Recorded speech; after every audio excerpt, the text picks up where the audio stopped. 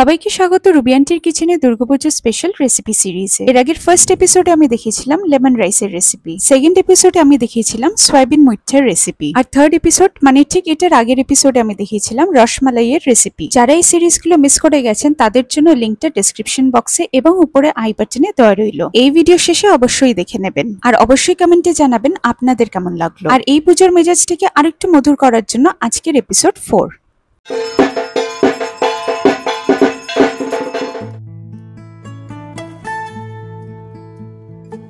পুজো মানেই তো নানা ভুরি ভুরি ভোজন, আর এই ভুরি ভোজে মাটন থাকবে না তা কি করে সম্ভব? পুজো মানে তো মাটন একদিনের মেনুতে থাকতেই হবে। তবে ভাবছেন তো একই মটন কষা, আগের মতন কি বোরিং হবে? না, একদমই না। আজকের মটন কষা একটু different, slow cooked aromatic spices দিয়ে করা, যা শুধু পেট ভরবে না, মনও ভরে যাবে। আর এই ভিডিও শেষের চমক একটা ফুল থালি এক্সপিরিয়েন্স, তাই সঙ্গে থাকুন আর পুরো ভিডিওটা শেষ অবধি দেখতে থাকুন।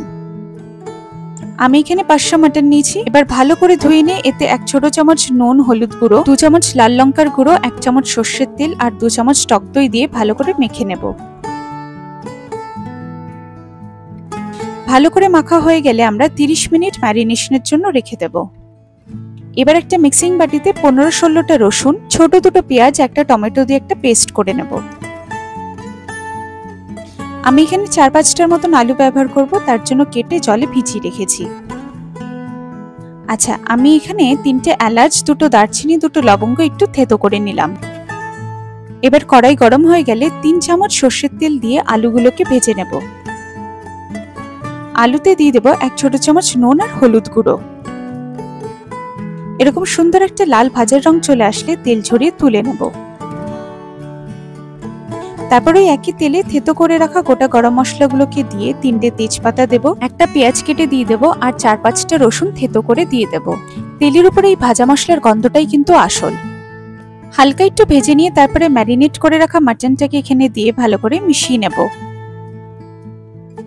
তারপরে 1 ছোট চামচ আদা বাটা দিয়ে ভালো করে মিশিয়ে নেব।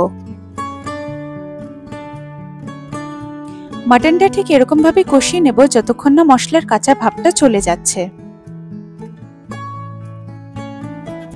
2-3 মিনিটের পর মিক্সিতে করে রাখা পেস্টটা এখানে দিয়ে দেব। তারপর সব মশলাগুলোকে দিয়ে ভালো করে মিশিয়ে নেব।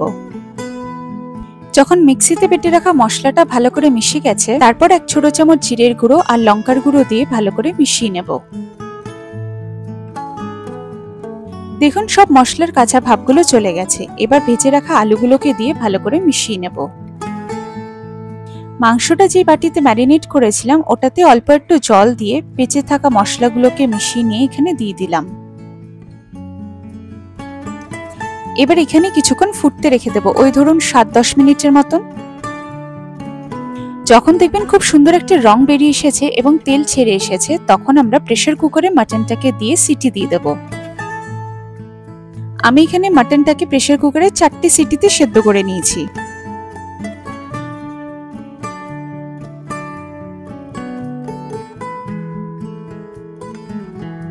দেখুন, দেখলেই বোঝা যাচ্ছে কি সুন্দরভাবে মাটনটা রান্না হয়ে গেছে। তবে আপনারা যদি মাটনটাকে না কষিয়ে একটু ঝোল খেতে পছন্দ করেন তাহলে আপনাদের রান্না এখানেই শেষ। তবে আমি ঝোলটাকে একটু কষানোর জন্য কড়াইতে দিয়ে আরো 5-7 মিনিটের মতন ফুটিয়ে নিয়েছি। আর এইভাবেই তৈরি হলো আজকের star slow cook aromatic flavour packed কষা মাটন, যেটা থালিতে সাজানো লুচি আর রসমালাইয়ের শুধু ডেকোরেশন না, বরং পুরো লাঞ্চ এক্সপিরিয়েন্সকে রয়্যাল এবং ফেস্টিভ বানাচ্ছে। দুর্গাপূজা মানে ফ্যামিলি, ফ্রেন্ডস আর একসাথে বসে ভোজের আনন্দ, আর এই থালি সেই আনন্দকে আরো স্মরণীয় করে তোলে। প্রত্যেকটা বাইট মনে করিয়ে দেয় পুজোর আনন্দ শুধু প্যান্ডেল বা পুজোর রিচুয়ালসেই নয়, খাওয়া দাওয়ার মধ্যে স্বাদের আনন্দে, অ্যারোমাতে এবং ফ্যামিলির হাসিতে। কিন্তু দুর্গাপূজা স্পেশাল রেসিপি সিরিজ এখানেই শেষ নয়। পরের এপিসোডে নিয়ে আসছি এমন একটি রেসিপি যা আপনাকে চমকে দেবে। তবে এইটুকুন ইঙ্গিত দিতে পারি যে এটা ছাড়া ভোগের থালি কিন্তু অসম্পূর্ণ। তাই সঙ্গে থাকুন এবং আগের 3টে এপিসোড যদি না দেখে থাকেন তাহলে অবশ্যই সেটা এই ভিডিও শেষে দেখে নিন। আপনাদের কেমন লাগছে এই রেসিপি সিরিজগুলো অবশ্যই কমেন্টে জানাবেন, আর ভালো লাগলে প্রিয়জনদের সাথে শেয়ার করে দেবেন। খুব তাড়াতাড়ি দেখা হচ্ছে আপনাদের সাথে দুর্গাপূজা স্পেশাল রেসিপি সিরিজের পরের এপিসোডে। ভালো থাকবেন, সুস্থ থাকবেন।